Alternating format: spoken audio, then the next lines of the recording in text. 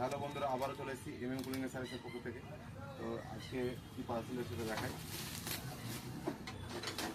যেরকম এসছে এখানে কুলিং কয়েল এসছে, এসির যে ফ্রিজের যে রেগুলেটর বলা হয় সেই রেগুলেটর এসছে,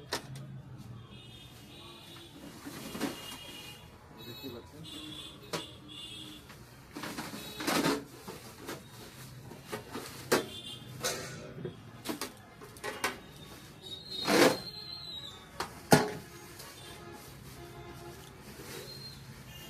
আর এখানে এসছে জ্যাকেট, এসি সার্ভিস জ্যাকেট। আর এখানে একটা এসছে স্পাইডার, আইএসবি স্পাইডার।